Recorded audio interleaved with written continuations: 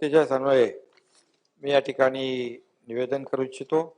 राज्यातील राज्य शासकीय अधिकारी कर्मचारी समन्वय संघटनेने आपल्या विविध मागण्यांसाठी दिलेल्या निवेदनावर माझ्या अध्यक्षतेखाली व दोन्ही उपमुख्यमंत्री यांच्या उपस्थितीमध्ये काल दिनांक 13/12/2023 रोजी एक बैठक झाली।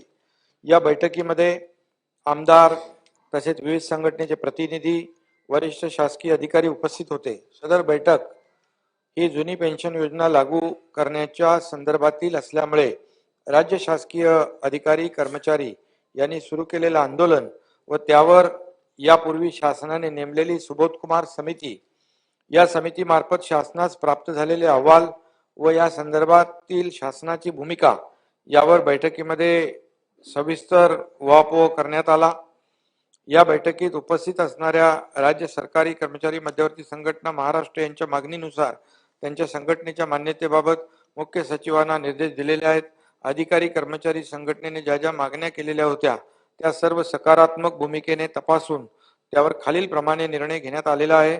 दिनांक 31/5/2005 पूर्वी जाहिरात दिलेल्या अधिसूचित केलेल्या पदावरील नियुक्त्यांना यामध्ये महाराष्ट्र नागरी सेवा निवृत्ती वेतन नियम 1982 अंतर्गत समाविष्ट करण्याबाबत याबाबतचा प्रस्ताव मान्य मंत्रिमंडळापुढे मान्यतेसाठी ठेवण्यात येत आहे व याचा लाभ सुमारे 26,000 अधिकारी आणि या कर्मचाऱ्यांना होणार आहे। त्याचबरोबर 80 वर्षावरील निवृत्ती वेतन धारकांना केंद्राप्रमाणे अतिरिक्त निवृत्ती वेतन अदा करणे या संदर्भातला देखील प्रस्ताव मान्यतेच्या अंतिम टप्प्यामध्ये आहे।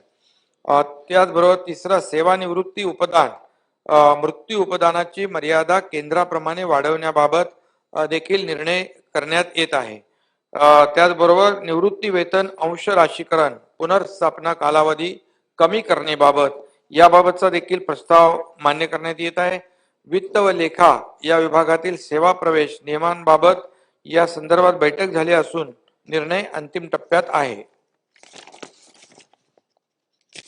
अध्यक्ष महोदय, सर्व अधिकारी कर्मचारी यांच्या प्राप्त झालेल्या मागण्यांपैकी महत्वाची जी मागणी आहे जुनी पेन्शन लागू करण्यास संबंधातील आहे यावर विचार करण्याकरिता शासनाने सुबोध कुमार यांच्या अध्यक्षतेखाली समिती स्थापन केली असून सदर समितीचे सदस्य श्री सुधीर श्रीवास्तव तसेच KP बक्षी आहेत। जुनी पेन्शन योजना लागू करण्यासंबंधात नेमलेल्या या समितीने आपला अहवाल गेल्याच आठवड्यात शासनास सादर केलेला आहे। यामध्ये समितीने सुचवलेल्या तरतुदी लागू करण्याकरिता त्याचा सविस्तर अभ्यास होणं आवश्यक आहे, कारण फायनान्शियल इम्प्लिकेशन आणि या संदर्भामध्ये सदर अभ्यास करण्याचे निर्देश अतिरिक्त मुख्य सचिव वित्त व अतिरिक्त मुख्य सचिव सेवा यांना देण्यात आले आहेत। हे दोन्ही अधिकारी संघटनेच्या प्रतिनिधींशी विचार विनिमय करून आपले मत मुख्य सचिव यांच्या मार्फत शासनात सादर करतील। निवृत्त होणाऱ्या कर्मचाऱ्यांची आर्थिक व सामाजिक सुरक्षा जुन्या पेन्शन योजनेप्रमाणे योग्य प्रकारे राखली जाईल या मूळ तत्वावर शासन ठाम आहे। प्राप्त अहवाल व त्यावरील चर्चा व अंतिम निर्णय हा या तत्वाशी सुसंगत असेल।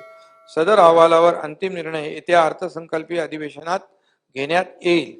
मी सदनास ग्वाही देऊ इच्छितो की संघटनेच्या मागण्यांप्रती शासन सकारात्मक आहे, त्यामुळे संघटनेने सुरू केलेला संप त्वरित मागे घ्यावा व सर्वसामान्य जनतेची गैरसोय होणार नाही याची काळजी घ्यावी असं मी सर्वांना आवाहन करीत आहे। धन्यवाद।